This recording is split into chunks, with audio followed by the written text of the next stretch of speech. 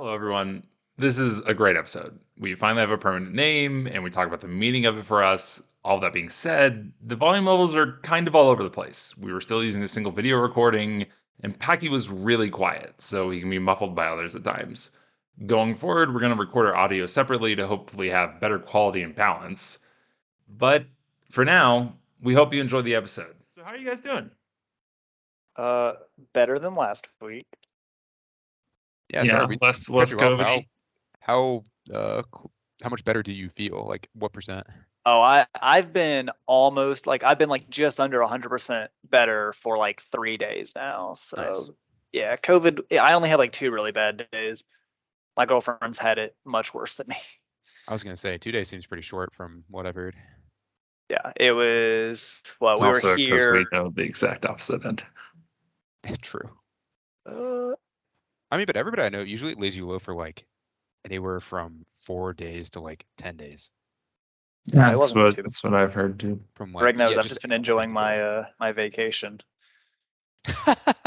Yeah, I guess if you have COVID but you got over it pretty quickly, hopefully, yeah, you've been able to go game, which Yeah, is I pretty mean, cool. like I know my bosses are gonna make me pay for being out for a week, but hey, at least I was out for a week.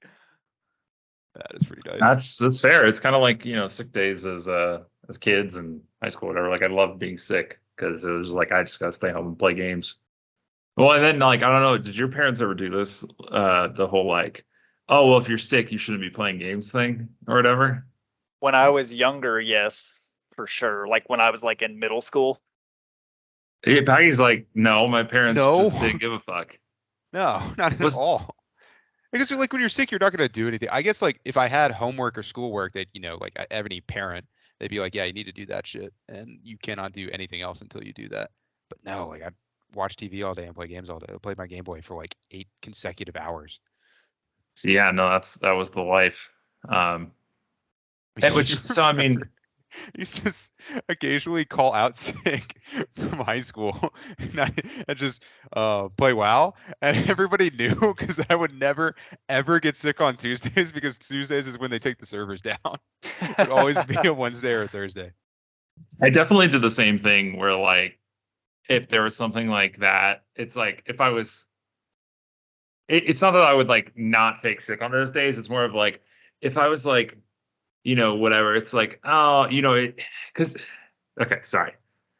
It's been a long day, so my brain's only just now catching up to me. But it was like, do you ever have those moments where like you're like, I could probably like exaggerate something to the point of like, staying homesick, Oh, sure. and yeah, and so if it was one of those days, if it was patch day or whatever, maintenance day, then yeah, I would never exaggerate whatever is going on to try and stay home that day because it's like why would you?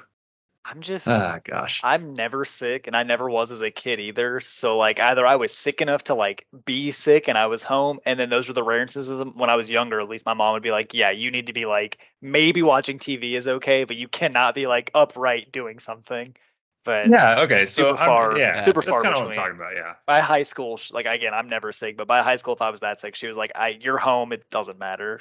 But Yeah, it sounds like you would only stay home if you were sick enough where like anybody would be like, you just need to sleep all day, do nothing yeah, but try no, and my get better. mom was always, if I was sick enough to where like it was iffy, it was, we'll go to school today. If you're still bad by tonight, you can stay home like the next couple days, whatever. And of course, I would always go and be fine. So like it never mattered. And I'm literally never sick. So like it was nice to get this little break and Except then then not you be got too COVID. sick for it. I know after I was unvaccinated for like the first half of the pandemic, working face to face with customers and never got it.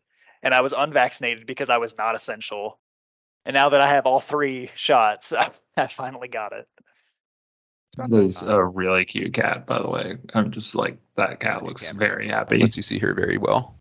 So I I got appreciate it. Anchor set up just now. If we're gonna do individual recordings, which did we say we were going to, or are we still just doing Anchor the or group? Audacity? Do you mean Oh, Audacity? I literally Oh, thought we I were just got gonna Anchor set transition that up. into starting. Damn, Oops. thought that was good. Yeah, no, we don't. No, we don't need to record separately for today Okay. because I'm going to include it. We've already talked Audacity. about. Just cut all this, Yeah, Greg. keep the no, first I'm thing including behind it. us. I usually Yes. include our technical issues. You know, Yeah. if we're talking about the technical issues, let's talk about the ultimate technical issue. What is our fucking name?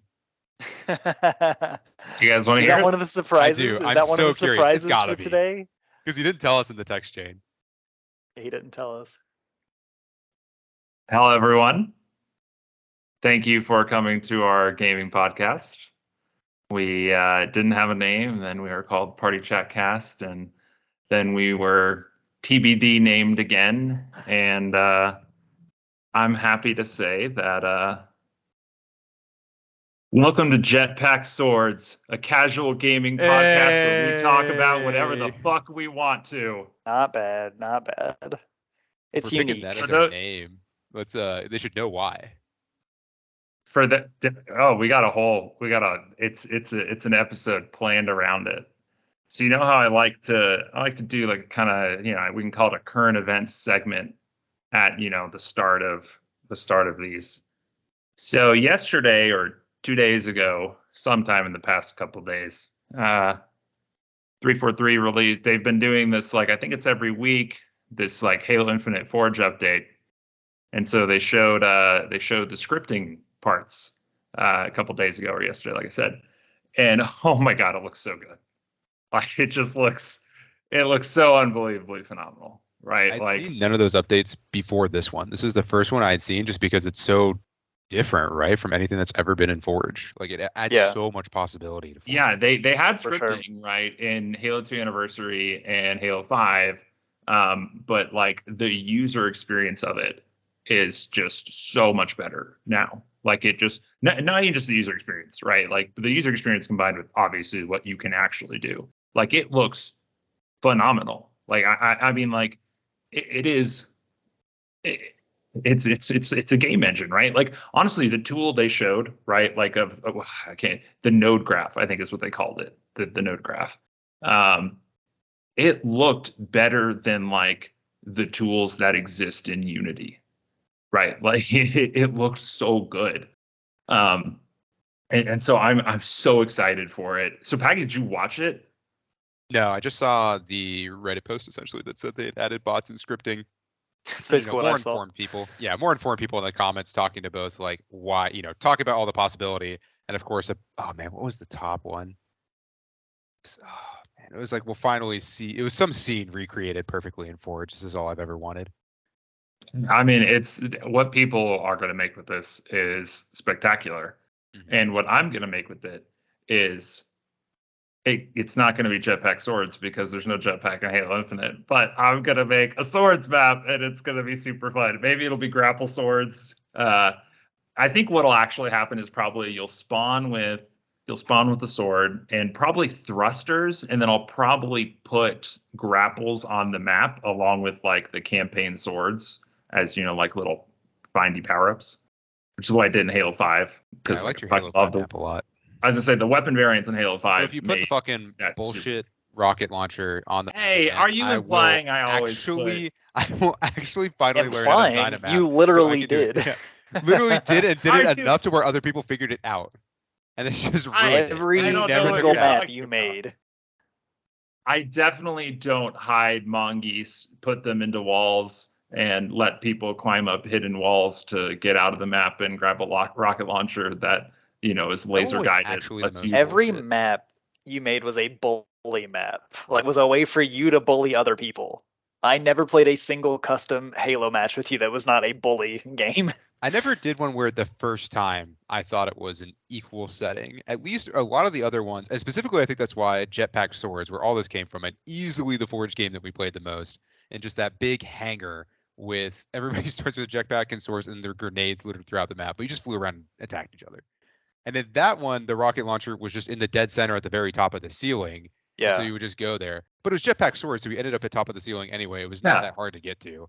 Whereas the other one, you actually put invisible objects that you had to climb, which was bullshit. The rocket launcher, again, the first time we ever played Jetpack Swords, you immediately went up and got the fucking rocket launcher and killed everybody. But every time after that, at least it was super accessible. I was gonna say, yeah. I mean, it's not like it's good. It's good. And then I tend to also be a big proponent of landmines. sometimes that was your other swords map in Reach. Your other swords map in Reach was just a bowl with landmines in it, and you got shot out of one of the things into it. What are the little So, boosters called? we Man may. cannons. I think. There it is.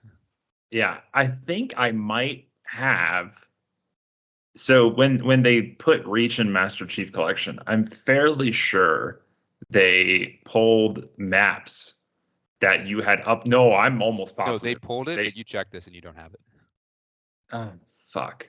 Yeah, we already went through all this because that was our first thought when Reach came out, and I think it was. I think it was. You had to have uploaded it to your Xbox Live Cloud save, is what it was. Or no, maybe it was like you had to even upload it to their own thing that was separate from your Xbox Live Cloud save. I think.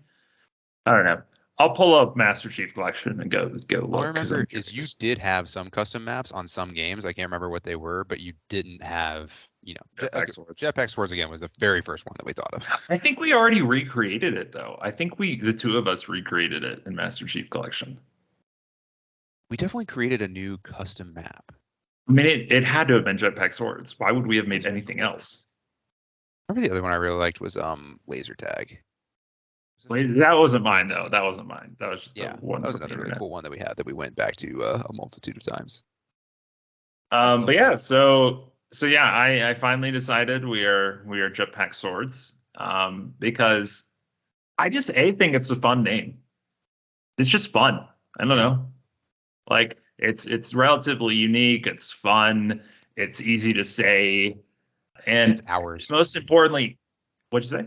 And it's ours. It's truly like our thing. Yes. It is a shared. It's a core memory, right? If you were to pull the inside out terminology, right? Like it's a shared core memory between the three of us, and so I think it's just important, and it means a lot to me, and you guys mean a lot to me, and so I thought it was a very appropriate name for us. So Most importantly, people will look at that name. They'll have no fucking clue what this podcast is about, but the icon will be really cool looking, so they might listen anyway.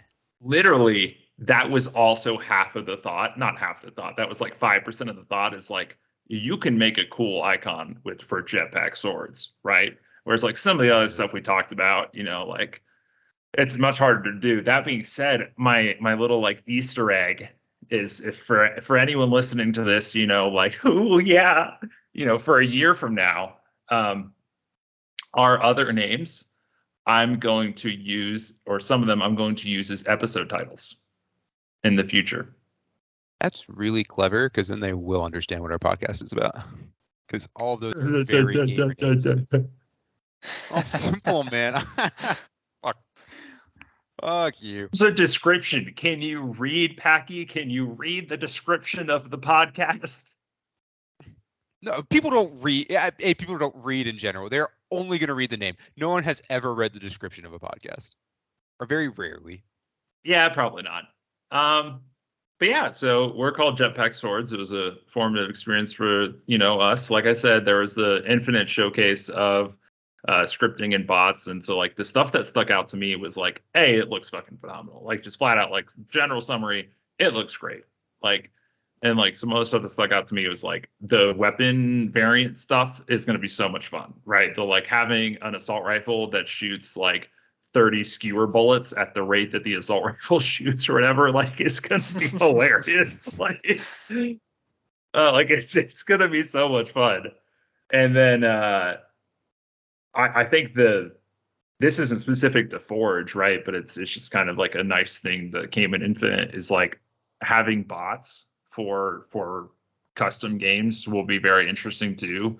And like they said, they have like some basically like default thing, right? Like they do something to like build the nav mesh, they call it, or whatever, for the bots for your map automatically. And then you can like customize it and stuff too to like, guide them a certain way or whatever. So like I imagine you could literally just have like push the bots into a single tunnel and just have like a, like a, I don't know.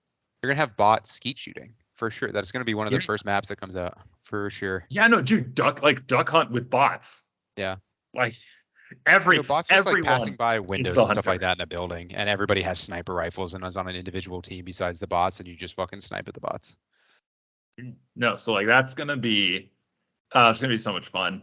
The other stuff that stuck out to me was like so obviously the weapon customization and the bots. They showed this pretty cool stuff of like, obviously they had the node graph and like like there were a lot of events there, right? Like to trigger stuff off of, and so that looked really cool. The example they gave of in the thing was they rebuilt Juggernaut, which I didn't realize wasn't an infinite, and that's kind of bullshit that it's not an infinite, to be entirely honest. But he like rebuilt it in Forge, right? Like using all of the scripting to like when the person that's marked as the Juggernaut dies, the person who killed them becomes, like all this like crazy event stuff to do it. And like it honestly wasn't even like that complicated, right? Like looking at it, I was like, oh, this is kind of cool. To be fair, it's also because like, I mean, I'm used to, I'm going to call them like no to low code things, right? And I'm used to actual code, right? So, like I look at it, it's, it feels at home to me. But yeah, it just looked amazing, extremely powerful. There were definitely some things that like I didn't like about it though, like that Juggernaut example. He had his like different script brains or whatever, and like in one of them, he had these like global variables and stuff. And so like a lot of the stuff was like controlled in the map itself. Like it was literally part of the map as opposed to part of the game mode on the map, which I think is kind of lame. And so what I would really like for them to do, and I should probably submit feedback because that's what like a concerned person would do. Concerned is the wrong word, but invested person, I don't know, passionate, sure, let's go with one of those, is like they should look and basically see like, okay, get a list of all of the global variables in the script brains throughout the entire map, and then they should expose those in the game mode settings, right? So like if you have a global variable that's just like your shield coefficient for your Juggernaut or whatever, right? Like they should expose that in the game mode settings so you can just tweak that and it'll just change the value, or at least change the initial value of the variable, right? Like just expose that in the game mode. I think that'd be really great, and it would lead to a pretty, because otherwise, like I feel like people are going to build these crazy things, but then like to tweak something, you don't just like back out and like go do. You have to like back out, go to Forge, go into the brain, change the thing. Okay, save it. Okay, go back to your custom game. And like that just feels like a giant pain in the butt. The basic customizability will be there, like weapon sets, frequencies. I think player health, and shield coefficients, I would have to assume is still going to be in the game mode settings and all that stuff like it always has. So the basic stuff will be right, but then like as soon as but like anything specific to what you're trying to do, right? Like, oh, I think that's unavoidable. Yeah. Like that's just, it'd be. I don't know. I think it'd be pretty easy for them to just like, yeah, I don't know. Like, it seems to me they could look at the game, get a list of all the variables, and then like expose that in the game mode settings. That feels doable to me. They could probably do it. They could make like a slimmed down editor that they expose to us, but being able to hook that up to the elements that you're truly thinking of, I just think it'll be hard. It'd just be a lot of extra work for them that doesn't directly improve the Forge by Forge experience. It improves kind of how you translate game to game. And their development cycle's been a fucking nightmare. They weren't going to do anything that wasn't. It seems like Forge is the only thing that like isn't shitting the bed, other than like being kind of delayed. Like it all seems well like, made. It's just slow. It's just slow to come out. That's true. I mean, yeah, most of the stuff Forge, is seemingly well made. They've got to have a good understanding of like they know what made the other games stick around for as long as they did. Yes, there's an and they have, but it's mainly Forge. And they've done a very good job of like bringing in like a lot of the top map makers from the Halo community, which is good, right? To both help. Actually, some of them are literally full-time employees at the studio now, right? And then others are, they just like they got early access to the flight and stuff like that. But I gotta say, like the maps that some of those people have already made in Halo Infinite, it's like they literally look as good as the maps that Halo Infinite shipped with. Like it's insane, right? Like I feel like in past games, like it was so obvious a Forge map was a Forge map. It's like, okay, like it had a look, right? Whereas Reach like especially, Reach was the one where like their default elements you could build stuff out of. It was just like that's from the editor. For sure. Reach and 5 were super both generic, really bad for sure. Yeah. Yeah. And so now it's like stuff looks it looks so good. And then like, if we go back to like the week before, they showed one of the things that I thought was cool. So like, do you remember in like Reach especially, and like, I mean, all of them, right? Like it'd be like Arch small, Arch medium, Arch large, right? Yeah. Now it's just Arch. and then you can scale the Set arch. parameter. Can you set colors and shit like that? That's what I was thinking. I was like, what would really make everything look so blended? It's because you can change the color palettes. That's Yeah. fucking cool. Yeah, they're scalable. They have like color palettes and textures, or like textures, right? Like you can set it to red, and then you can set it to like a scuffed up red, right? And so like, they showed like, oh, like a massive grunt that's huge, and it's got like kind of like some scuffed up art. Like it The looks time so people are gonna fucking good. put into the good Forge maps is gonna be disgusting. It was already hard to make the really, really good ones. And dude, now you can just go insane with the customization. People are gonna put like And so tens it of seems hours into like, one map. yeah, so that's definitely true. And I think like a lot of the people, like, this being on PC is going to be a massive advantage, right? Like for that, like it's going to be a lot easier to do some of these things on computer than it is on Xbox. That being said, it looked pretty accessible with a Setting controller. heights and numbers and stuff. That's accessible with a controller? That seems like it'd be so annoying. It looked totally doable with a controller. Well, because they've also done these things like 5, they added like groups, and you can like copy the group and like make a prefab and then like bring that prefab into another, and like they have all that here too, and like they have like magnetic snapping, and like they have like an explicit thing where like you can basically say like there's like, it's like drop to floor level, right? Like there's a thing where you can say like just go to the floor, right? And like all this, it looks so good. But so enough about Infinite Forge specifically. I want to sort of just extend this into going off our theme of our brand new name, Jetpack Swords. What are some of your all's favorite user generated content, right? So for those that, or UCG, right? Like, or UGC. Like, obviously Halo Infinite's not the first thing that has user generated content. Like obviously Blizzard RTSs have had map editors. Like there's wow, I'm really blanking right now. I mean, obviously there's like mods and a lot of PC games, like especially like Minecraft and stuff like that. But yeah, so just like anything you can think of. User generated content, go. So me personally, I got my start into modding, not where like I was modding things myself, but like downloading mods and applying them to games with the Command and Conquer games, which were also some of my first strategy games and some of the first strategy games for like the industry overall back in the day.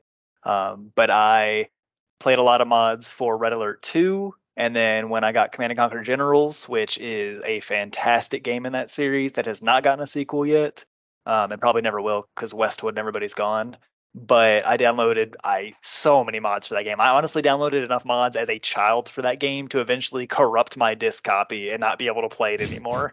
I Oh don't know what God. I did to it, but I could not run it anymore after doing. And it was all on my grandmother's laptop because that was the only computer I was able to use as a child. Super fun as a kid after school. Beyond that, obviously Bethesda games always have good modding communities. I know they get a lot of shit for like letting their fans finish their games for them, but like I'm someone who's absolutely like a Bethesda fanboy through and through, and like the modding community is great, and it always just adds more to the base games. For things that I've made in particular, I at one point in time tried to be the like custom map person for my friend group at the time, For what and I game? would try pretty much everything that like offered it. So first couple games was like Far Cry 2, which had a really good map editor, was super detailed. I never knew that. That's cool. But nobody else ever got it, and so I never actually made any maps for any people. I just made them for myself.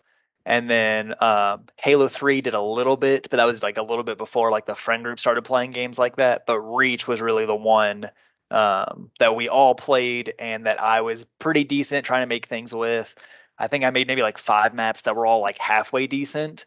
But specifically, the thing that I made that we played almost religiously, as much as you guys played Jetpack Swords among your friend group, was I made a infected game type where the zombies were super powered, very, very, very fast, but very, very like low health.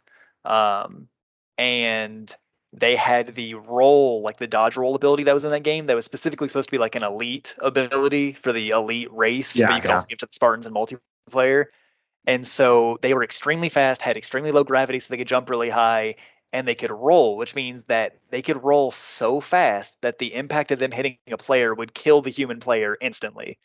And so it was really funny to like be a zombie and somebody would be like hiding in a hallway and you would hit them with the roll and they would go flying into the wall behind them and they would just die and that would just be their death and that's how you do it. Like you never even slashed whenever we played it. It was I was all just say, about, did they even have a sword at they this point? did, but they were so, and honestly it was really funny because they were so fast that like being the humans, like the survivors trying to survive on the infected map, whoever like started out, you would just see on your radar, you would just see the quickest motion sensor dot fly across, and you would not know where they were. They could be above you, they could be right next to you. They were so fast. And I then whoever recall like playing this you probably game. did, yeah. We that was like our friend. Yeah, I'm pretty played sure I this. played that one Yeah. because I remember the It dodgeball was. I specifically. mean, we still talk about it. Like me and like my friend Jacob, we still talk about it now. So yeah, like that was the big thing. I've tried making maps on other games for the friend group since then, but obviously we're all like fragmented now, so we've gotten older. And now I mostly just enjoy like using mods myself. Like I'm playing City Skylines again, which is a city building game, and I downloaded a bunch of mods to make it like more realistic. Obviously, Fallout, Elder Scrolls. I just started a new Elder Scrolls playthrough the other day with a bunch of mods. So Like yeah, City Skyline there on PC. PC. I played it on the Xbox too before I had a good PC, but obviously now with my second gaming PC, I'm playing it on there. Also, shout out to not Command and Conquer, Crusader Kings 2, which is a Paradox Studios grand strategy game about like medieval Europe. Has a really really good Game of Thrones mod where you can play one of the Game of Thrones characters and like rule your little kingdom, or you can like make your own. And we played that a lot. And then for Hearts of Iron 4, another Paradox Game Studios game, there is a Fallout mod that takes that game from a grand strategy World War II game to a grand strategy Fallout game in like the continental US. That is extremely good. I mean, they're basically just map games, so I don't know if you guys would enjoy them, but it's really cool to play like a custom nation in the Fallout universe and like try to take over North America. It's just super cool. I love mods. Mods are great. No, I mean, I think like some of my, not some of, literally like, definitely like, well, yeah, some of, I'm retarded. Some of my like absolutely most formative experiences playing games are with like user generated content, right? Like For sure. obviously like I mean we literally named the podcast after it, right? So like like that was like a big part of high school for us was like custom games and Reach, whether it be swords or Jetpack Swords or super crazy zombie rolls. But then like before that, so like some of my favorite custom games that I've ever played were in Warcraft 3. Mm-hmm. In Warcraft 3, the Frozen Throne. During that, because I mean, that's like the pinnacle of when people just went absolutely nuts customizing a base game. I mean, it literally spawned an entire new genre. Yeah. Right? Like, which is amazing. Like, can you guys think of another time that's happened where like custom games? Because people have traced auto chess also back to Warcraft 3 mods. I was gonna say auto chess is one, auto battlers, stuff like that, and then I was gonna say Left 4 Dead originally was, rumor is, I don't know how true it is for sure, but it was a Counter-Strike mod where the bots only had knives, and then the players obviously had guns, and then that became eventually Left 4 Dead. So. PUBG, which started the battle royale craze, is it Arma or Arms 3? One of the two. Arma. Arma. Yep. It was an Arma mod. It was just based. Yeah, the mods for Arma too are insane. I've played a good amount of those too. Absolutely wild. They scale crazy, right? Like you have these like very full scale wars you can support in those custom games, Yeah. right? Yeah. There is so much. I've always also been so blessed having like people like you two both who make a bunch of stuff that's custom to our group. I've never I don't make spend a second in a map editor. I make a fair bit. I make garbage. That's all I make. Like it's just good. It's just fun to play the stuff that your friends have made, especially. Like I always felt like it was. Yeah, for sure. I appreciate those way more. I still love the stuff you find out on the store and stuff that this stuff people make online. It's all great. Some of it, again, people put insane amounts of time into polishing that makes it, feel truly like an extension and expansion upon the original game. But in the end, I put so much more stock in like something that the person I am playing with made. Like that is just really fun to experience. Yeah, no, I totally get that. Do you remember do you guys remember any of my other Halo Reach maps off the top of your head?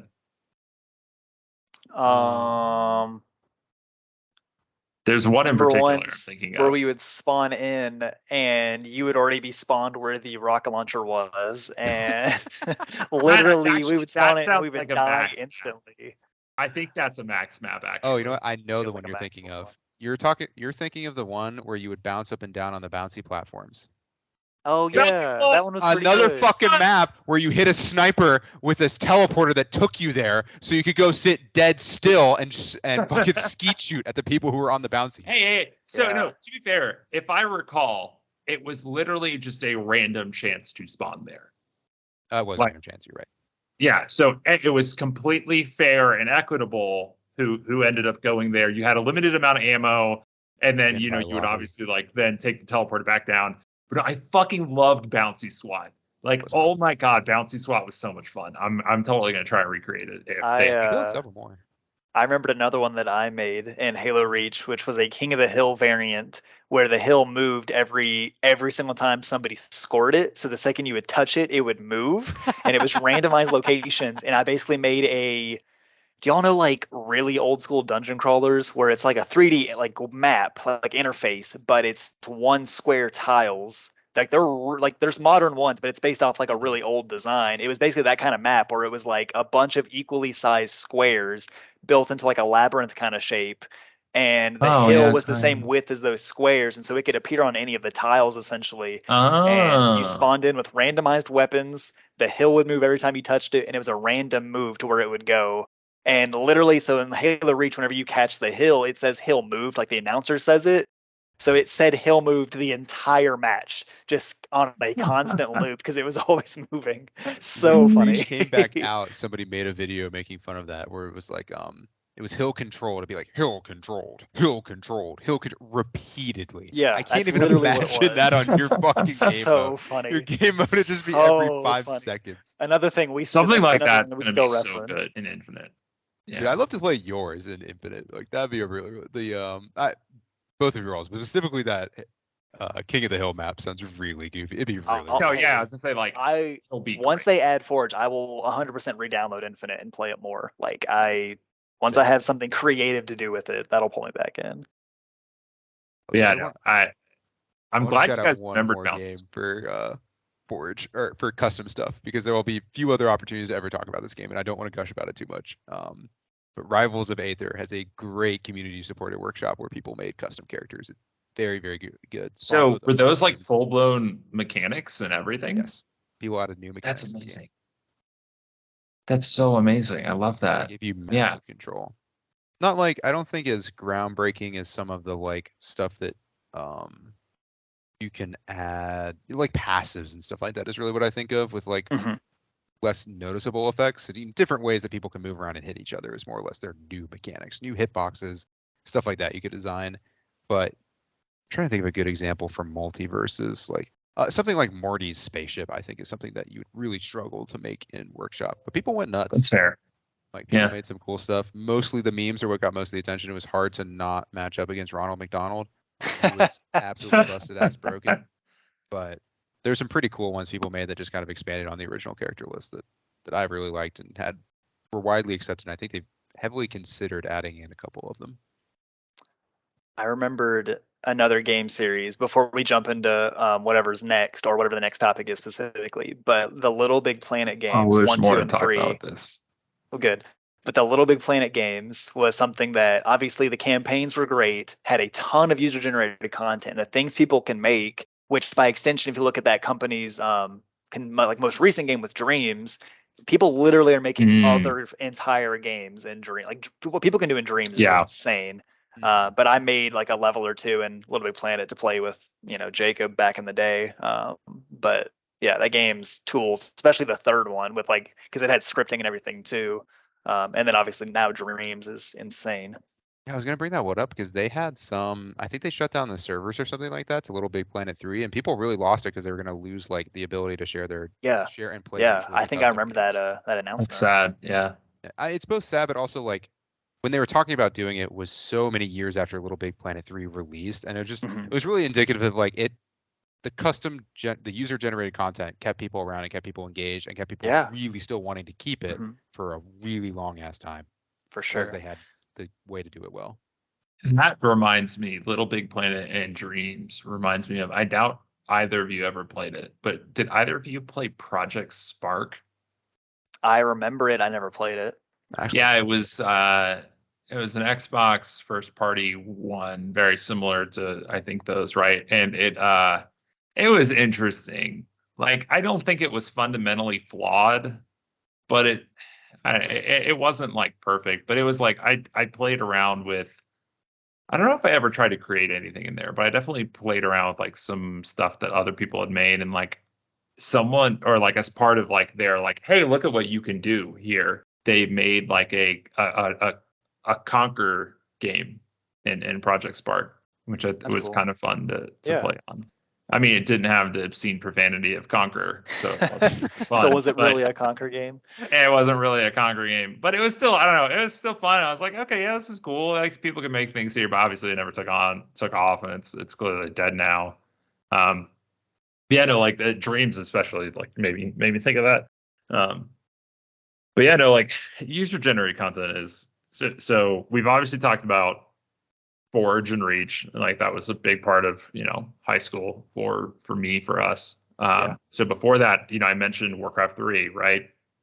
I played so many custom games in Warcraft 3. Like I don't think I probably played 1% of my time in Warcraft 3 was spent playing the actual RTS, and the other 99% was probably playing custom games, right? Like it was so good. And I just like, did either of you get to experience the joy of Warcraft 3 custom games by chance?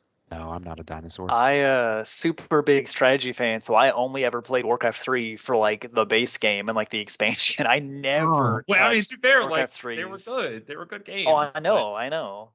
Maybe once. I remember playing like a Lord of the Rings, like kind of adjacent spin-off custom map, maybe one time. And obviously it was still I Warcraft remember that. themed, I but remember playing as Legolas. yeah, I That was think I good. did that That was a good game. once, and I was like, this From isn't what a strategy game. I don't want to play this. I've never played it. I heard people bring that one up.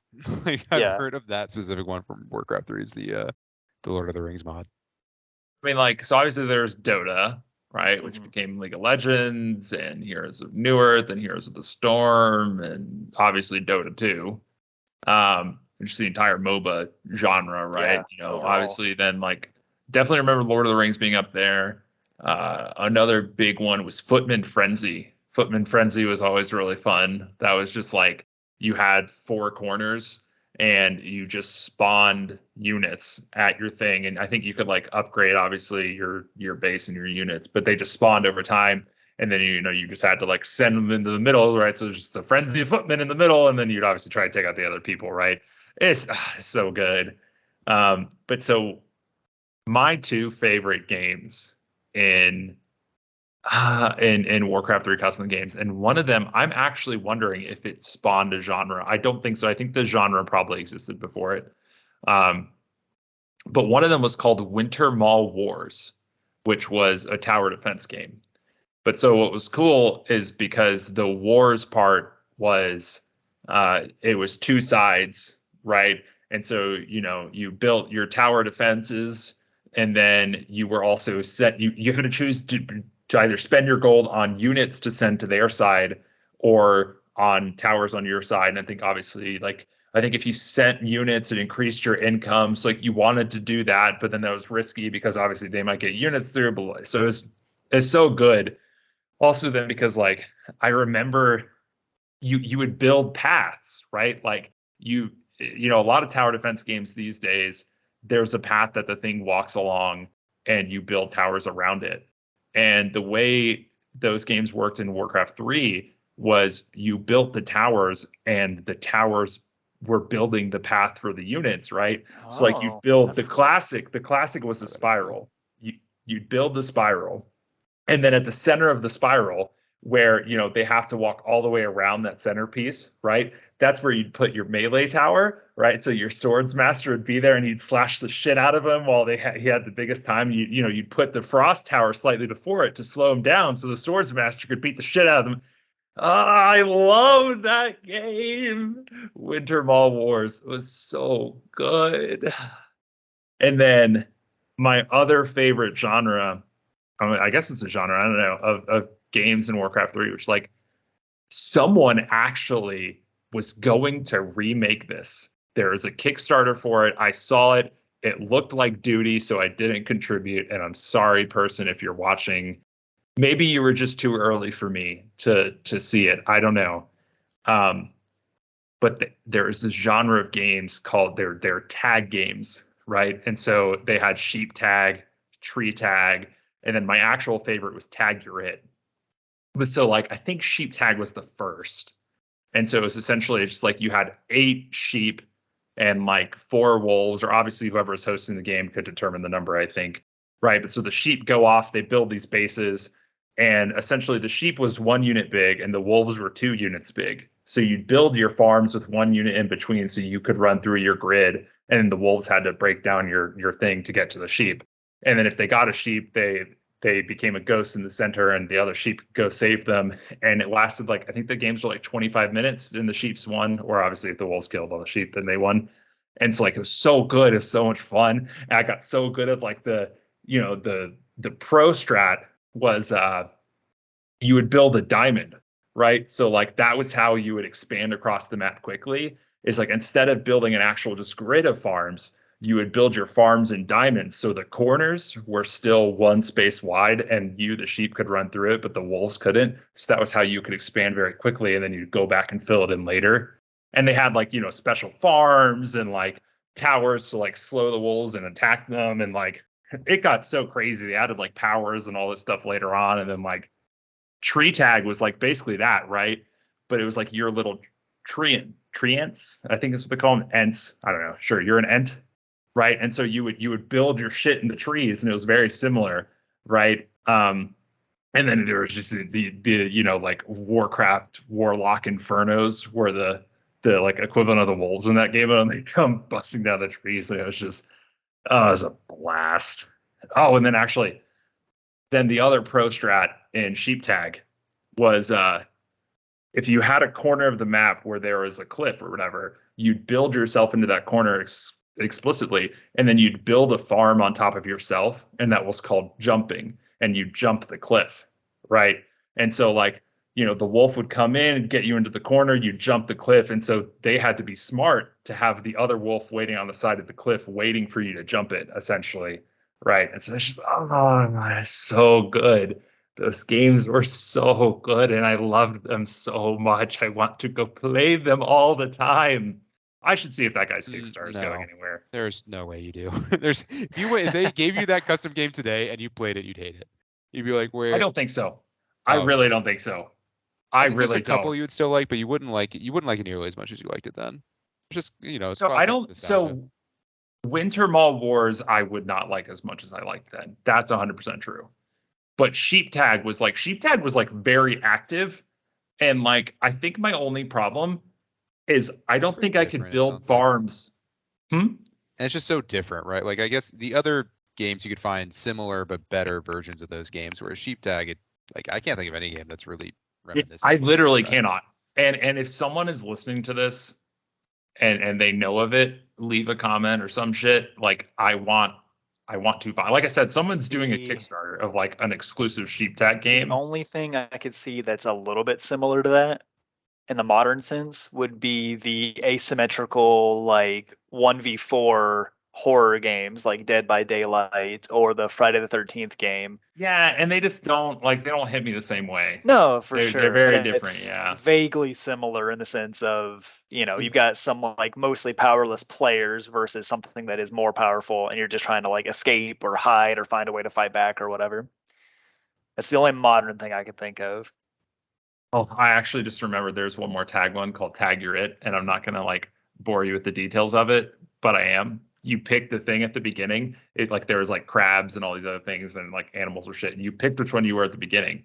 And then Tag Your It was different because it was when you got tagged. So the core premise of it was the same. When you're running away, you build your stuff up, right? But when you got tagged, you swapped roles with the person, right? You became the tagger then. And so then like the class you picked at the beginning determined the abilities you had both as a, runner and as a tagger. And that's like cool. Game so good. Cool. Yeah. I want it. I want it. I want to go play. I want to go play so bad. That made me But think of another custom game. I'm curious, does you all know where Prop Hunt started? Because that's now a full-blown game. There's multiple. probably Counter-Strike. Counter-Strike or just Gary's mod, I would say one of the two. Oh yeah, one of Team those. Fortress It 2, I sounds know, like one was of it those. too. Or Team Fortress 2, maybe even the original Team Fortress. I don't know. Yeah, It sounds like a Valve game though, for sure. Oh, it's for sure Valve. I know that. Yeah, Let's see. yeah. I could Google this. I looked up Sheeptag does not. When I looked up similar games to Sheeptag, plenty of results on Sheeptag, but nothing like, hey, go play this one now. It's just like, oh, we remade it and reforged. Aren't you excited? According to the Oh, they Gary's mod did? wiki, Of course. Prop Hunt was created in 2012 to be a hide and seek time game mode, but I feel like it's older than 2012. 2012, yes. Maybe I'm wrong, but that feels older than So 2012. So I'm gonna get you guys to play Sheeptag with me in Reforged when it comes to Game Pass for PC. If it's free, I will try it. I mean, it'll come to PC Game Pass. Like it's going to come to PC Game Pass when the acquisition closes, right? Like Yeah, I mean, you could also bleep this out. You could just pirate an old copy of Warcraft 3 that has this. I own the game. I mean, I literally own the game. I was right, because So- you keep your accounts. Yeah. Well, You and can they play did Warcraft- a No, but thing you which can't is play nice. Warcraft 3 anymore, right? Like, they took down the servers. Yeah, I can't remember Or for sure. Reforged, because people lost their shit because they forced you to play Reforged. That's very upsetting. And part of the reason that's very upsetting is so, after Warcraft 3, Blizzard obviously did StarCraft 2, right? And StarCraft 2's map editor was even more powerful than Warcraft 3's was, obviously, right? The problem was they saw League of Legends and how big it was, and they were like, well, this is a problem. And so they changed their terms of use, I believe, when the StarCraft 2 map editor came out, that basically said anything you create in StarCraft 2 custom map editor, we own. And you absolutely cannot do that. Like that is how you stifle creativity in the community. And so StarCraft 2 had a fair number of okay custom games, but like not to the extent that Warcraft 3 did. And part of that was because the editor was harder to use because it was more powerful. But I think a lot of it was because of that license change, because of that terms of use change. And then I believe Warcraft 3 Reforged has the exact same thing, where anything you create in Warcraft 3 Reforged, I believe Blizzard technically owns the rights to it, quote unquote, right? Or, something of the sort. And again, I'm not a lawyer. I don't actually know. I don't actually think StarCraft 2 had that problem. I think that was new to Reforged, because people really I'm lost pretty their sure it had the shit. problem. It makes sense because I never hear about StarCraft 2 maps. So I could just be wrong. Maybe it was just because the map editor was so much harder to use. Yeah, I mean, it was a lot harder to use. But yeah, I don't know. I think you could be right. I'm sure they made changes in response to the money they saw that they could have attempted to steal, but didn't capitalize on their chance and tried later. I know it's very clearly like if Dota ever happens again, it's ours, right? Like it was like this is like, and I kind of don't blame them. I mean, I do, but like I kind of don't, because it's like that's I'm more frustrated that will like it's missed, but it's not really theirs, right? I just the worst part of that development that people noted at the time when Warcraft 3 Reforged did it that I really resonated with me is that people are going to follow Blizzard's lead doing this and be like, oh, this is a good standard practice for us to capture money, and then you're not going to be able to do it on like any game, and it's going to open up a bunch of frivolous lawsuits with new successful games that the idea spawned from a mod, and games are going to claim that and try and sue you over it. So it's just, and again, it's not even just always so necessarily weird because like the games industry as a whole is like everyone just makes the same thing anyways, right? Like I don't know, it's just kind of funny to do the whole like, oh yeah, I don't know. And again, I'm not a lawyer, maybe I'm misinterpreting it, and maybe I'm misremembering about StarCraft 2, but yeah, no, Warcraft 3 Reforged definitely had that. like Yeah. in the things. Yeah, I remember the uproar about it. I think to your point though, it's like that effect will have, because it's a food chain, right, of where everybody gets their ideas and it's made safer by watching it succeed at a lower level. Like the very top is AAA studios, then AA, single A, indie studios, and at the very bottom that spawns all those indie studios are people who mod games.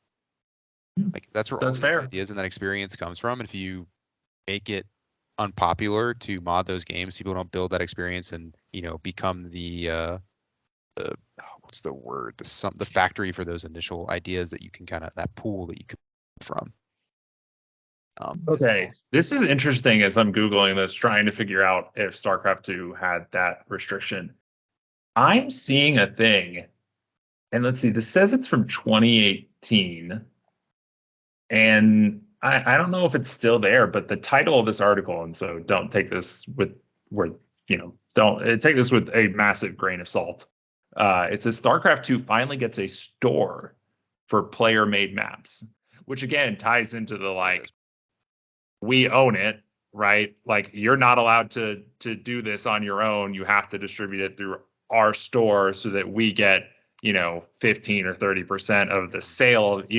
Right? Like, and I have pretty, I honestly don't mind that. I actually think paying creators for stuff they make is pretty excellent, right? Like in general, I think James, I mean, Bethesda tried to do the same thing, right? Yeah, with their there's like the modding portion of their like menus for their games, and then there's a Bethesda like curated priced version that like on paper I kind of get, because it's like, oh, Bethesda will help give a cut of purchases to like the creators, but it just honestly feels a lot like selling out as like a modder. Like, you gotta do what you gotta do for yourself, but it's just such a weird. It feels like the death of creativity, like we talked about, because it just feels like putting a price on somebody else's creative aspects without actually giving them the rewards for their creativity. Because you as the company are still going to take your cut, and it's probably going to be bigger than theirs. And then of course you get the like fan backlash where it's like, oh great, now they're selling what has historically always been free content. And exactly what ends up happening anyway for like the Bethesda games too, I'll let you say something in a sec, but like it's just that people eventually just like crack those assets and then just put them on the mod page anyway. Like you can still download a lot of that stuff for free, so it doesn't actually matter. It's just stupid. No, I agree. So I was looking more. I don't think the StarCraft 2 custom game store is a thing.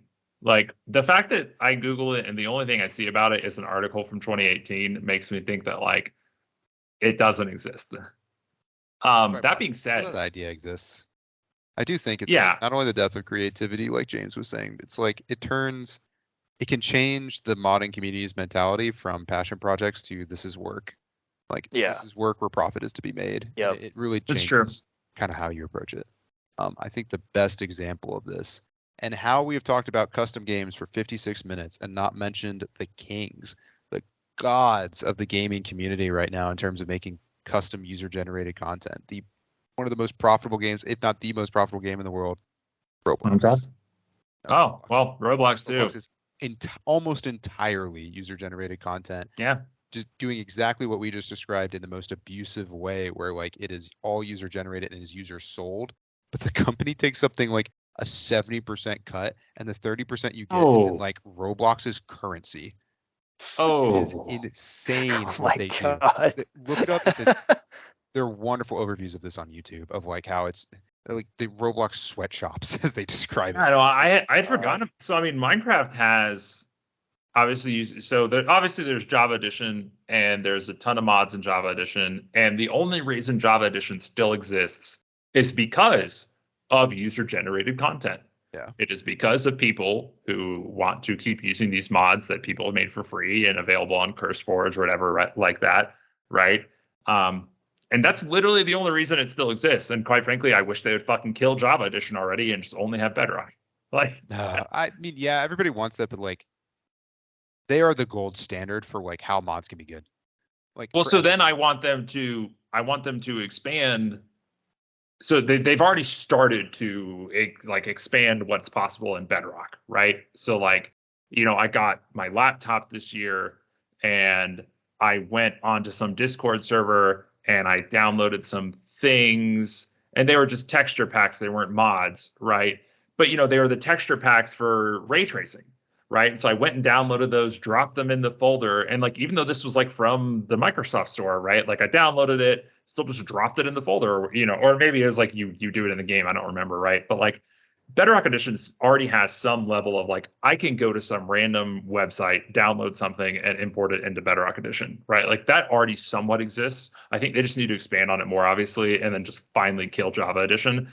And like I know lots of people love Java Edition, but it's just like I don't know, it's just kind of frustrating. Like it clearly slows down development of Minecraft, right? Like you literally have to do it twice, right? Like B, I mean, like Bedrock Edition runs better. It's cross-platform. It's cross-play. Like it's literally just better in every single way, other than the fact that it doesn't have user-generated content in the same way, right? And so, like, I would love for them to just expand on it in Bedrock and finally kill Java. And who knows if that'll ever happen? Obviously, it's a lot harder to do, right? Because like all those things I was talking about, like cross-platform, cross-play, it's really hard to have mods, particularly like server-level mod type stuff, right?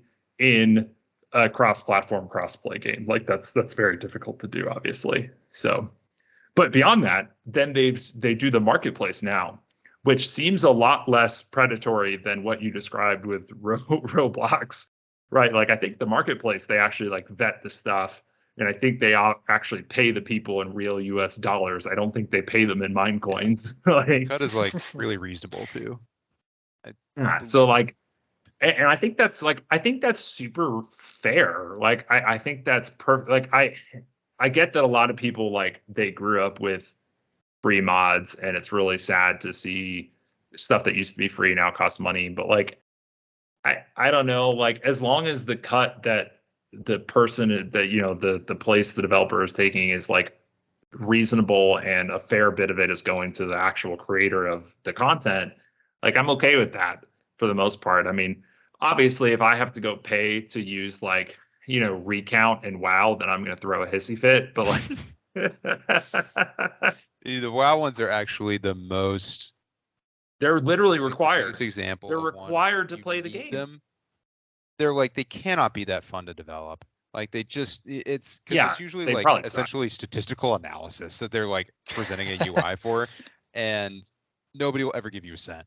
And Blizzard hates you. I mean, that's not. I don't think that's true. Plenty of people go to Patreon and they yeah, they keep doing it. Like, particularly the biggies, right? Like Deadly Boss mods and like Recount. Like I'm pretty sure those people are getting paid somewhat by people out of the goodness of their heart.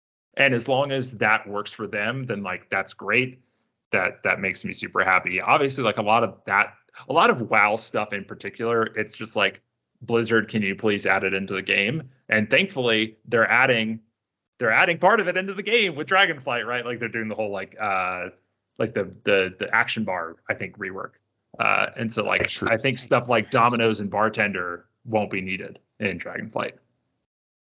Nobody knows what Dominoes is. We're the only ones who use Dominoes anymore. I think a great example of one that's essential. I could not play the game without it. It's tiny. There's no way they've gotten much cash for it. It's Domino's is pretty big. Like it's pretty much been not deprecated. It's the wrong word, but like you don't find it when you look up like bars add-on in Curse anymore. Like way. Well, that makes me sad. That just makes sense. Glad it's still supported. So you mentioned you're like, oh, if it's free, I'll go play some sheep tag with you. I had forgotten. StarCraft 2 is free to play. Oh, StarCraft 2. That's right. I totally forgot that. Yeah. Sheep tag on StarCraft 2. You wanna go play? It's probably called something else, but I'm sure the game mode exists, right? Like, so we're gonna go play some StarCraft 2 custom games. Yeah. I would do it again. We have to have I will start the install, but I will not find the custom game because that's easy. Looking for. That's easy. Finding actually, I don't even remember. So like, obviously, you go to custom game browser. I don't remember how you would find them to host them yourself. It's been obviously so very, very, very long since the Warcraft 3 days. Yeah. And I would totally do this. Are we going to do this with the games that are coming out right now? We're finally out of the game drought, and a bunch of stuff's coming to Game Pass, and a bunch of stuff is full releasing, and a bunch of new cool games are like right on the horizon. Yeah, so we should. So we can wrap up the user generated content section of this, because you're right. The game drought is ending. So let's see. This week was Deathloop came to Game Pass, which has been on PlayStation, and I don't remember if it was on PC, but obviously it was on PlayStation for a year. But so came to Game Pass this week. I want to say Scorn maybe is also launching soon, or already It's been did. getting a lot of coverage this week, so it's got to be coming out soon. Yeah. Next week, obviously, we talked about it already. The Grounded full release next week, and I'm very excited for that. And then also current news is currently the Modern Warfare 2 open beta is going on. Yeah, Packy, you're wrong. It looks phenomenal. I am so sorry you're I bad at played that game. a couple hours of it. Thoughts? I am actually really excited to hear what the new slurs are. So you guys let me know when they. We'll have a whole podcast about it. It's if you liked Modern Warfare, you'll like Modern Warfare 2. Excellent. Fucking Call of Duty. It is not super different, at least in the beta, mostly because the beta doesn't have like the underwater stuff that they're like touting as their new gimmick for this release. Yeah, well, I couldn't tell. Was that mainly for Warzone, or was that for? I think it's for like, I'm sure knowing every Call of Duty that I've ever played, every release always has one pillar gimmick that they rely on, and it's always in about a third of the campaign missions. It's always in about a third of the multiplayer maps, and then it's in whatever battle royale now that they have. So it's not in the beta, but I'm sure it will be in the full game, and it'll be fine. And then I'm sure the big, large scale, whatever new ground war stuff is going to be awesome. Yeah, what did they call it? Did they call it like DMZ or something? Something like that. Yeah. But the beta, at least that I played a few hours of. They called it DMZ. DMZ stands for demilitarized zone. I know. That's why it doesn't make any sense. I'm gonna look it up. The beta's good. It's better than the last couple Call of Duty betas I've played. But I mean, if you liked Modern Warfare, you'll like this. It's a sound good game. I have a couple complaints, actually. Go ahead. Same. Shooting your gun, you do not show up on the radar. What? Yeah, you don't show up on the radar when you shoot your gun. They've been leaning away from that, I feel like, the last couple games. They've been like, it's still been in there, but it definitely does not feel, because okay, so I remember back in the day, because they're like, Call of Duty's ancient now because it's been around forever because we're ancient. It used to be the only way to see people was to, like, the weapon fire whenever they shot something. And then of course we got the UAV with Call of Duty 4 when it got the kill streaks in there. But I definitely feel like Modern Warfare, Cold War, Vanguard, and now this, they've been leaning away from having that be the only, or like the main way that you see people on the map, because there's so many different things you can see now that like are meant to be like the intelligence countering and stuff, where you've got the UAV counter UAV, you got the advanced UAV. The decoy grenades have been good in this game and in Modern Warfare. Like, they actually like were a good, reasonable item to take with you. Like, I definitely have distracted people using it in the beta. I mean, it's not that big of a deal, I feel like. It's such a big change.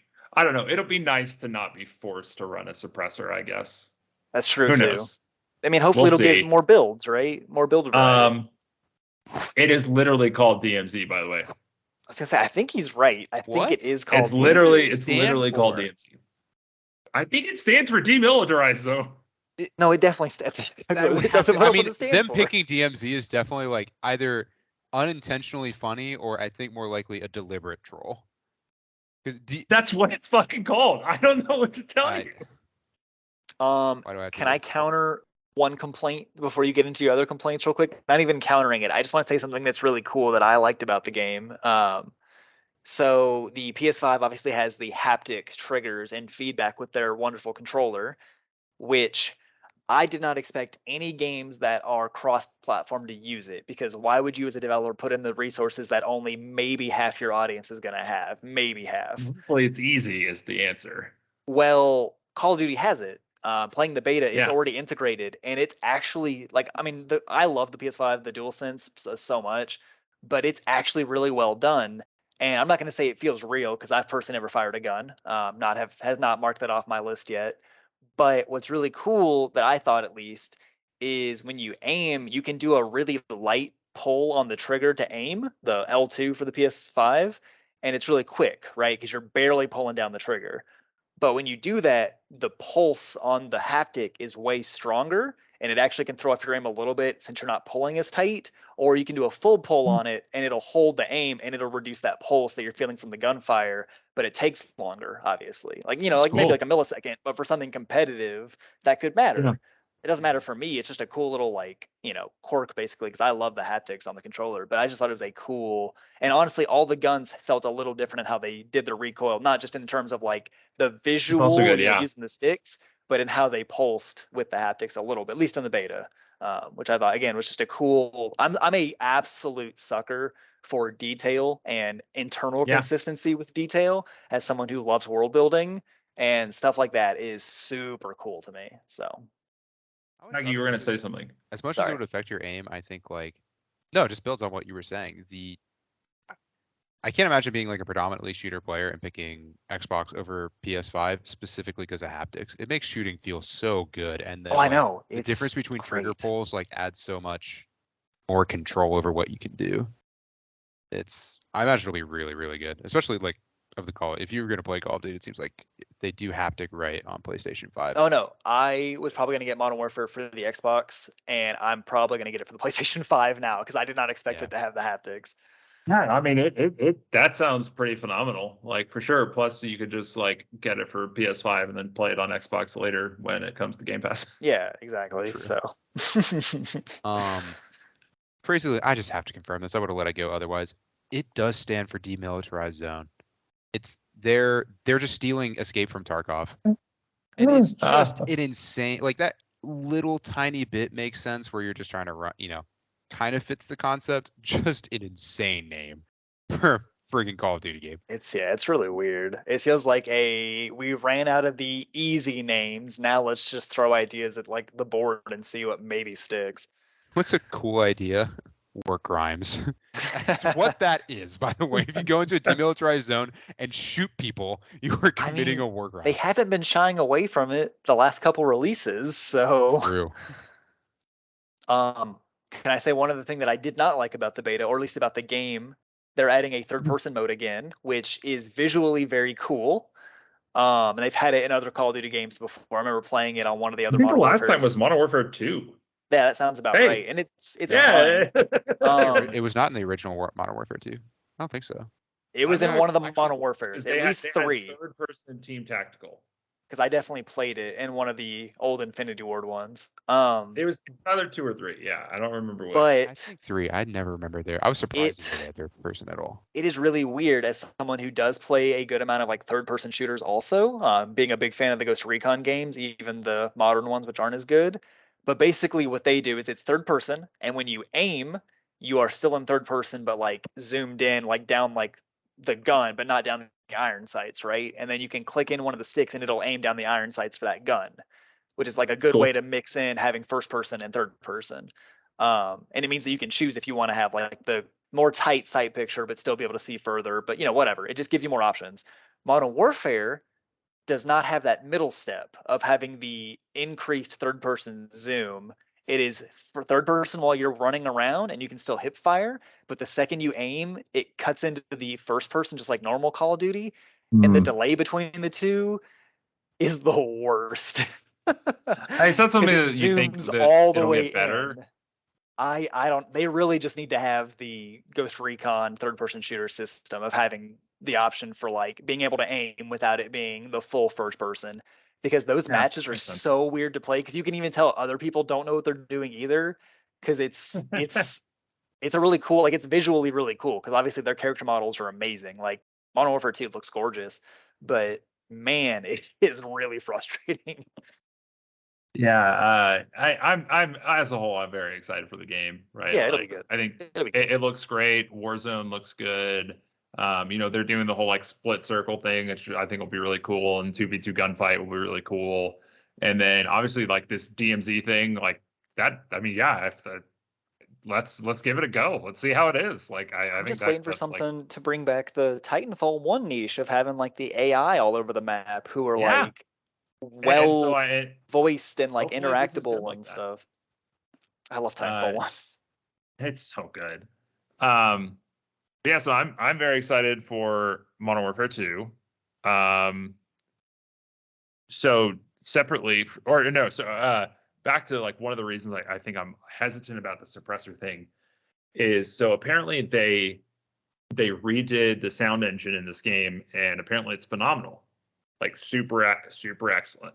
And I think that is related to this, or I think it's related to the when you shoot, you don't show up on the minimap because they said they want people to like listen and like track, like find people that way, right? Like particularly in like Warzone, especially, I think, which is I like fine. DMZ And because that's a huge part of Escape from Tarkov. It's why people like the game. It adds a lot of tension because when Yeah. you have to Hunt's really that pay way attention to what you too. hear, like you are Hunt so is focused. Hunt is really that way too, and it's the same kind of game as Escape from Tarkov, similar at least. I've heard So, the name. How much have you played it? What is going on with that game? What is it? How is it different from Escape from Tarkov? Because I've heard it and I I feel like haven't that played Escape compares. from Tarkov, but Escape from Tarkov seems like you have your character, you go into like the match and you get gear, and then you try to escape, and then that gear can like boost your character, gear yourself up, right? Yeah. Hunt doesn't have the like looting aspect as much. Hunt is you drop into a map. It's very American Gothic horror theme. So it's like Louisiana and it's got like, eldritch monsters everywhere. And like me and Jacob always do like, where it's two people like us versus like 10 other teams of two. And you're trying to get clues. And when you get 3 clues, it'll tell you where like the boss monster is on the map. And when you kill the boss monster, you get like a bounty token, and then you need to escape with it. Or you can stick around and That's cool. keep leveling up your character. Because basically, you don't get gear from like the maps as much, but you do level up your character. And when you die, that character is gone. Just like how we talked about Rainbow Six, like my love for the newest Rainbow Six one. It's like that, except unlike Rainbow Six, where the character is like dead, but you could always like extract them in the future. And Hunt, that character is gone. So if they're like a max level, So like you're brutal. oh, it's horrible when you think you're pulling off some good like game moves in whatever match, and then your character dies, and you're like, well, got to start back from the beginning. How Um, abrupt is it? Because that's one of the things that stood out to me about Tarkov is you'll watch a clip and someone will be like doing well, something will be going well, and they will just get shot in the oh, head out of it's nowhere. You don't even just see it like and it's that, over. That's oh my god, just that like drive that. me crazy. So like that's why sound and stealth are extremely important in Hunt. And again, I assume the same for Tarkov, but I highly recommend Hunt to anybody. Like again, I'm not a big PvP fan, unless it's like arcade PvP, like Battlefield or Halo or Call of Duty. Just because like I'm not always the best, and like the skill difference can be super annoying. But having the PvE element in something like Hunt pulls me in, and obviously like the world building and setting is all really cool. I And mean, as yeah, you Hunt, PvEVP I love those games. it's I love great. Yeah, it's PvEVP. fantastic. Yeah. So And yet I hate yeah, Ark. That's because Ark sucks, but that's not true. It's because the PvP part of Ark sucks. That's what sucks. Yeah, no, I think the new sound engine in Modern Warfare 2 will be very exciting. it is really And good from the obviously, like beta. it is good. Yeah, so that's really good to hear. Uh, we tried to do the current events at the beginning. That's okay. We can do it all throughout. This isn't really a current event, but Sony did a trailer for the PSVR 2, and something I didn't realize, and I should have, is the controllers for the PSVR 2 are gonna have the tension triggers, obviously. Oh, Right? that's cool. Yeah, like of course, right? Like duh. It's like, well, no shit, they're gonna have the fucking tension triggers, right? And so like oh my god, PSVR 2 looks so good. Like, and like at such a reasonable price between like the PS5 and the headset. Like I feel like the fidelity of those games and like the quality of those controllers, like that's gonna be like It's gonna be good, but I don't think I, there'll be many that games that'll take advantage of it, unfortunately. Like, that's such a niche. You have to deving for PSVR is already a niche, and like having to dev for their haptics. Yeah, because one of the other things that they showed that looked awesome was eye tracking, right? So like if you like had like imagine like a radial menu, and then like you selected the thing on the radio menu with what you were looking at. Does anybody else do that? I was trying to think like somebody else probably does that, but I was thinking I don't think so. That must be new. If that works well, that's so huge. So I believe HoloLens 2 might do it, but I can't say for sure.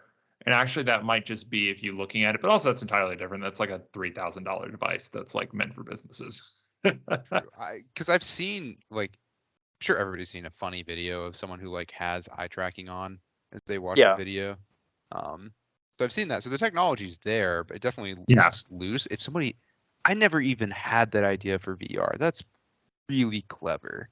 No, I think PSVR 2 is going to be probably the pinnacle experience, right? Like, what's the price point for it right now, or at least what they're saying? No, I'm still thinking about getting it. Don't tell me the price yet. I still want it. Let me have this. Let me have this for like 15 more seconds. It says around 400. That's all it says.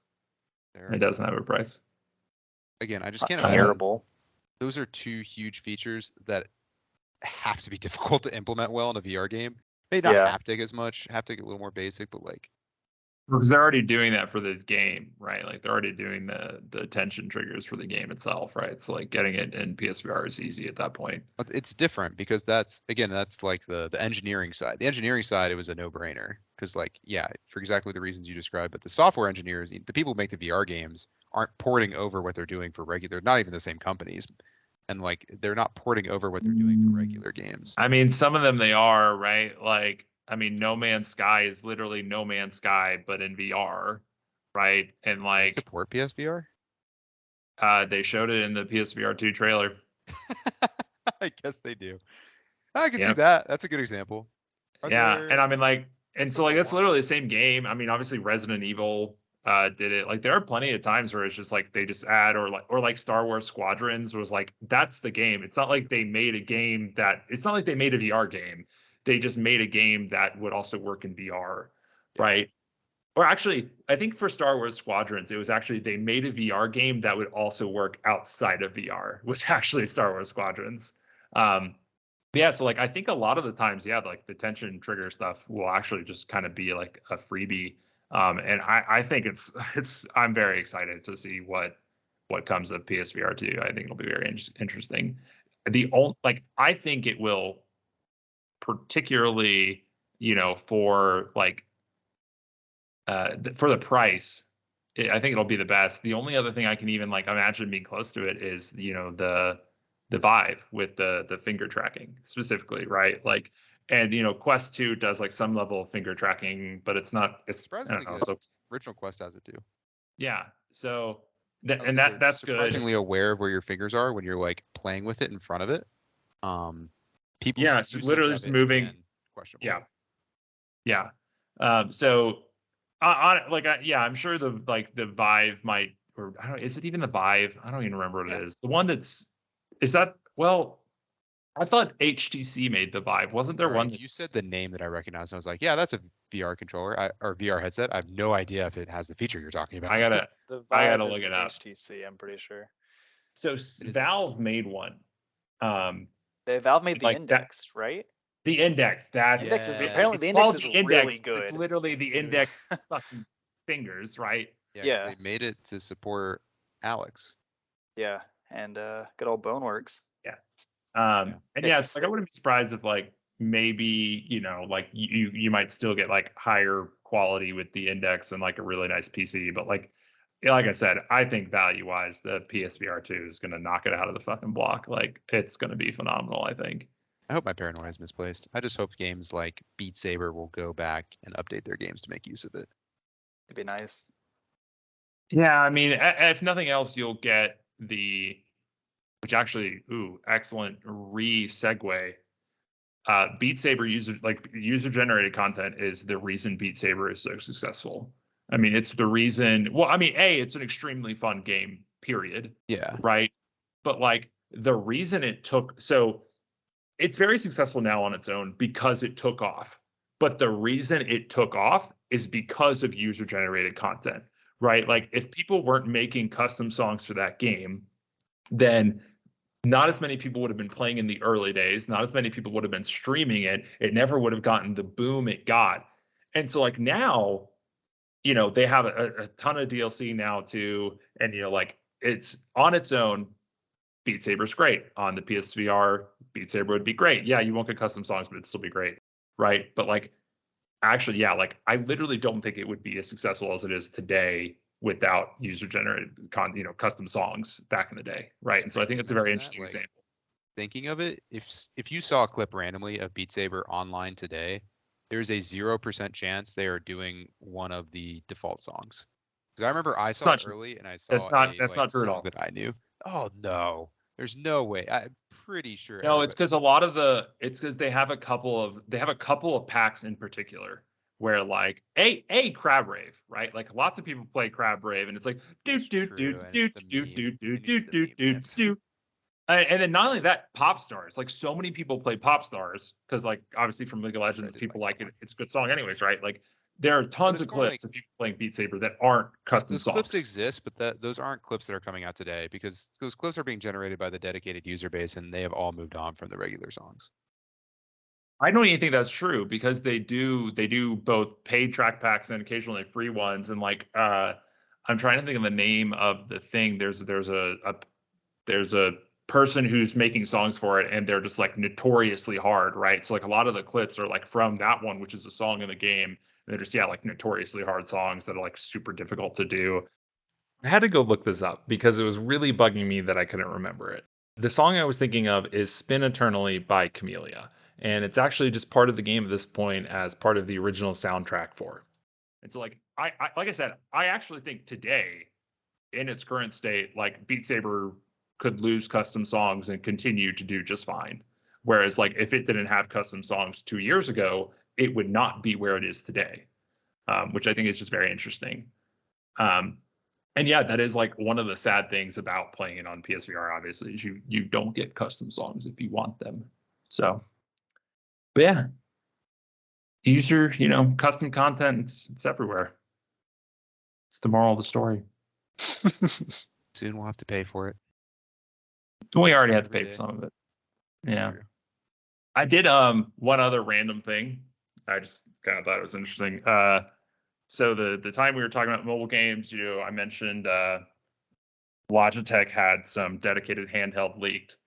It was actually officially announced today, like for super duper realsies. And it's fucking stupid. It's so dumb. So it is running Android. It is an all-in-one. It looks pretty nice. Like, don't get me wrong. Like, it physically looks nice. It looks pretty ergonomic. Like, I would enjoy it. I'm pretty sure. Their main pitch is Game Pass and GeForce Now with NVIDIA, but it does work with Steam Link. It does work with anything that has an app in the Google Play Store. It works with because it is literally just an Android tablet that has a built-in controller. So here's the fucking problem though. It's $350, or you could spend $50 more and buy a Steam Deck, which is just objectively better, but doesn't have Game Pass. That's the only. It has a web browser. Oh, true. Like, not only that, you could literally flash Windows 10 on the Steam Deck and play those games natively on the Steam Deck from Game Pass. Your average consumer isn't going to do that. Yeah, they're not going to do that. It's just like they launched it and it's like $350 and like they're doing like a pre-order sale of like 50 off, and it's just like even at $300 it's like that's way too expensive for what this is. Like $200 was the price point they needed and they didn't get there. Honestly, maybe even $250, like as long as it's cheaper than the Switch. Like, because the thing is, like, it is like, so the two things that are actually better about it than the Steam Deck is the Steam Deck has like I think I saw like about 4 hours of battery life, and it's also a pretty beefy boy. Whereas this, Logitech, I think they're calling it literally like Logitech G Cloud or something, right? Like like I said, their pitch is cloud gaming. It's 12 hours of battery life, and I think it is like noticeably lighter weight, right? So like it is like it's a different use case arguably, but like at the price it's at, it's like, no, fuck it, just bring a charger and pay $50 more and get a Steam Deck. Sorry. Anyways, I just that is the end of my current events that I wanted to talk about. We touched on Infinite. Way to wrap up podcast. We revisit anything where new news came out based on something we talked about previously. Yeah, I kind of like that. Like, oh, hey, remember that thing? Yeah. And yeah, no, like we actually did that multiple times, right? Like there's this, we talked about, we touched on Grounded, obviously, and that's going to come out next week, and so that'll be very exciting. And yeah, this like you said, I'm excited for the drought to be ending finally. That'll be nice. I want Overwatch 2. The week after Grounded is Overwatch 2. Like, yeah, the drought is ending, so I got lots of things to play, and I'm very excited. So, do you like our name? Yeah. Cut right there. Cut right when you ask. Of course I like it. Thank you, everybody, for listening to our, what is this, our 6th week? Oh, I don't even know. You're doing the editing. It's all up to you. Hey, you know what? I'll applaud us. Not 6 weeks in a row, and we've done it all 6. We've not missed one yet. Even when I had COVID. We've had 2 different sick people. Still done it. So yeah, 6 weeks of Jetpack Swords. Thank you for doing this with me. It's been really fun, and thank you all for listening. Bye.